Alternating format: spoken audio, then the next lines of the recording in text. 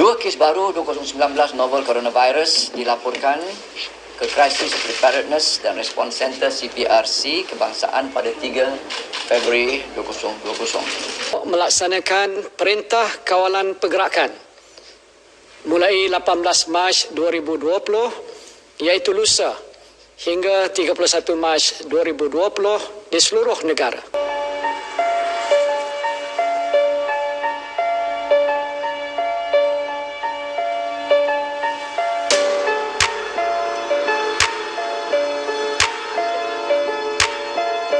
Quite challenging. This is mainly because the impact comes not only through the steps that the government takes to contain the virus within Malaysia, hence affecting retail, hospitality, so on and so forth. Kita telah melaporkan kes harian sebanyak 2,985 kes.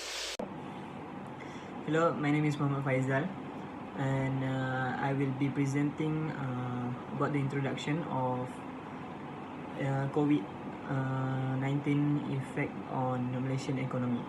So, the coronavirus, which causes the disease of COVID-19, first arrived on Malaysians shores on 25 January 2020. A month later, in February, case numbers inched up to 22 positive cases, and by mid-March, the number of cases has been increased significantly, involving one of the biggest COVID-19 clusters. In response, the Malaysian government issued a 2-week movement control order MCO on 18 March 2020. Business and service deemed to be non-essential were shut down. Interstate travel was not allowed. Public sporting, religious events and gatherings were cancelled.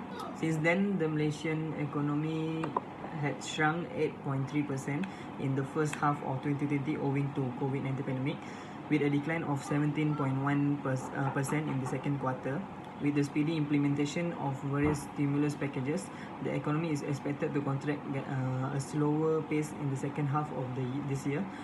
All of these economic issues due to COVID-19 will be discussed in details in the next section of the report.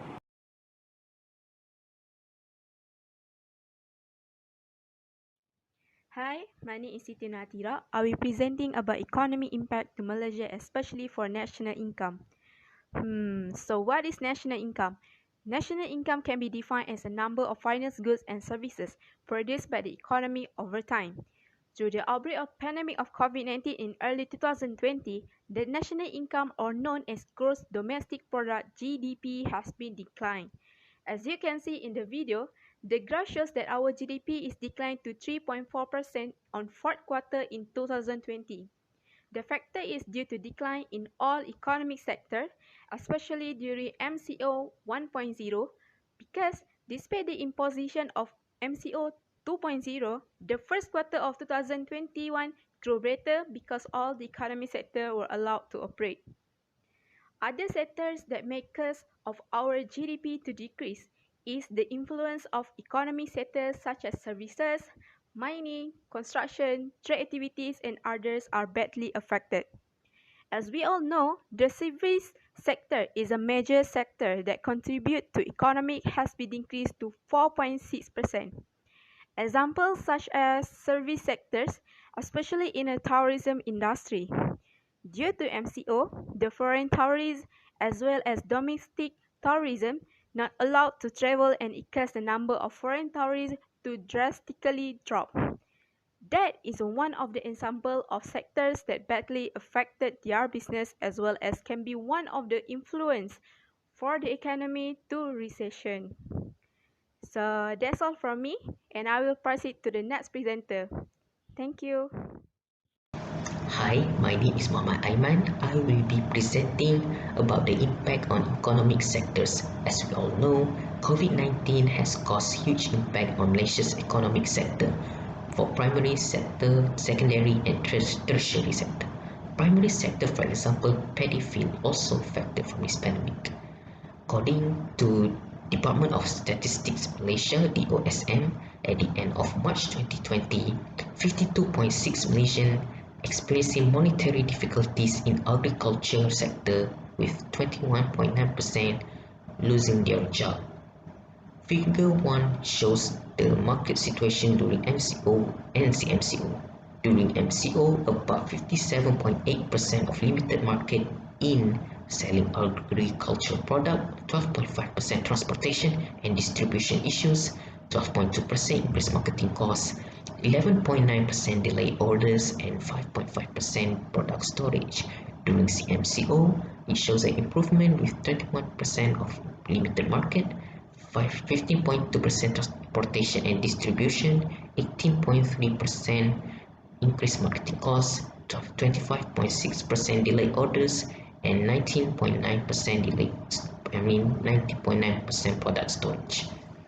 For secondary sector, manufacturing sector holds 22.3% of country's 1.4 trillion ringgit GDP and estimated losses 12.9 billion during 14 days of MCO. The sector are expected to lose 64.6 billion ringgit in production and 32 billion ringgit in export marketing. For tertiary sector, tourism and hospitality sector has negative impact on Malaysia's economy during pandemic. All tourism activities have been suspended during movement control order MCO. 170,085 rooms worth 68 million ringgit revenue were cancelled according to the hotel booking cancellation report on March 16. Hospitality sector lost 510 million ringgit room revenue during first phase of MCO from March 18 to March 31 and expected to lose another 570 million in second part of MCO. On January to June 2020, the estimated loss of 3.3 billion revenue compared to same period 2019 from revenue alone. That is all for my part. I will pass it to the next presenter. Hi, my name is Nurul Zahira. I will be presenting about the unemployment during the impact of COVID-19. The impact of COVID-19 unemployment, which is that the tourism sector in Malaysia has an important role in boosting economic growth by promoting foreign spending on goods and service in Malaysia. If the numbers of tourists continuously decrease, some of tourism industry will be forced to be shut down with the unbearable losses and unable to pay a workers' salaries. At the same time, other non-essential sector were also forced to case their operation during the MCO. For the instance, the economic activities in the manufacturing of and construction sector were put on hold in order to control the spread of COVID-19 in Malaysia. That is why financial support from the government to the affected sector is important. This is aligned with a view on government role play during the economy recessions. The unemployment in Malaysia to 7,072,900 people at the rate of 4.8% in December 2020, according to the latest statistics from the Department of Statistics Malaysia, DOSM, Malaysia Chief Statistician Datuk Sri Muhammad Uzair Maidin. He said the number of working people in December 2020 increased 0.1% or 19,300,000 people to 15.22 million people after recording a small decrease in the previous month. The ratio of employment to population indicating economic ability to create employment remains 65.1 per person. He said in a statement, by economy sector, the working population in the service sector continue a record increasing, especially in wholesale and retail trade activities, human health and social work, information and communication and education. However, employment in tourism-related industries such as accommodation and food service, transportation and storage, and arts, entertainment, and recreation continue to decline, reflecting the pandemic impact on the industry. Markets, night markets, and food stall freelancer. As a smallholder, the number of temporarily unemployed working population increased to 1,046,200 people compared to November 2020, 142,000 people, with the implementation of movement control during the month as well as short school holidays and festival holidays. The group which is mostly likely unable to work is not categorized as unemployed because have a job to return. Labor market condition in December 2020, which were still affected by the health crisis and economy impacts, lowered the momentum of the. Thank you. I will pass to the next presenter. Hi, my name is Ni'aim Fazling. I taking part of poverty. Poverty as insufficiency of basic need of food, shelter and clothing. It is also refer the lack of necessities such as electricity, water, health facilities, and education. Some view it to include extremely serious malnutrition and starvation. The COVID-19 pandemic has been changed our life. The government has been bold and innovative in approach to curb the poverty impacts of the pandemic on the population. On the economic front, the pandemic is turning into an economic knockout. It will be negative impacts on jobs, incomes, livelihoods, upending business, and poverty that among the most vulnerable. This pandemic was made for those who are losing their job for less the worker from company. This is for those who are unable to get the jobs. Also, it means losing their livelihoods and the real dilemma faced by many of those earning of living. Insufficient saving, lack of social protection, income shock, and sudden job loss due to the COVID-19 outbreak have exposed more Malaysians' poverty, especially those whose income have been around the poverty line pre-pandemic. The Department of Statistics last month revealed that Malaysia's unemployment rate increased to 5.3% in May 2020 from 5% in April 2020 as the number of unemployed persons. Based on the revealed methodology, the poverty rate is estimated to be of 5.6% in 2019, with the poverty line income average on 2,208. Hi everyone, my name is Harry Fabian bin Hamzah. So I will be presenting about the trade activities, which is one of the impact of economy due to COVID-19. So firstly, the World Health Organization, or known as WHO, has declared COVID-19 is a pandemic on March 11, 2020.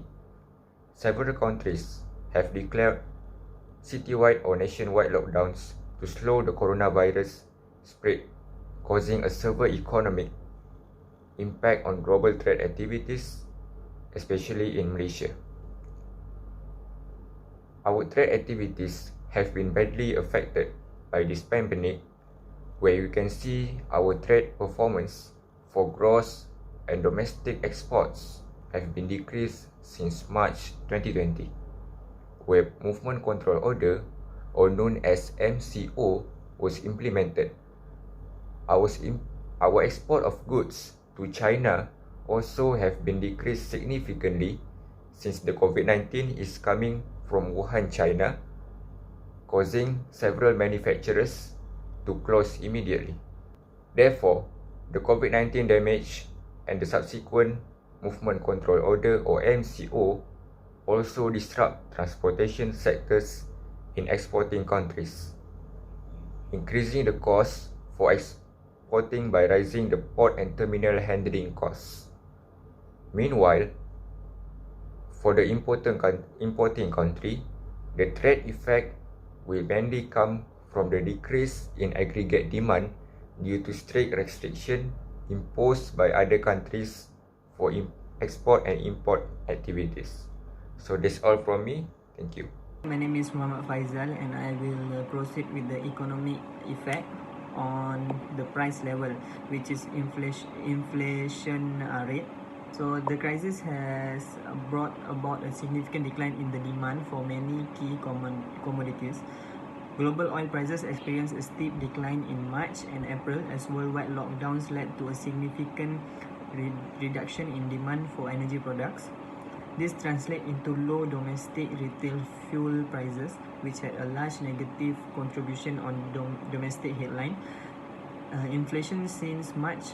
However, prices of food commodities due to export restrictions amid preservations of supplies in producers' nations, coupled with disruption in export logistics. And with no end to the COVID-19 pandemic in sight, inflationary concerns have grown amongst middle-income consumers, despite the government's urge to retailers not to raise prices. signs of stronger pricing power look likely to be already in place. Confidence and cut into their buying power amid challenging labour market conditions, which is why they are planning to increase their spending in the coming months. We can see many shoppers head into supermarket to buy groceries amid MCO announcement, as it is difficult for them to buy groceries during MCO due to running out of stocks. So that's it from me. Thank you.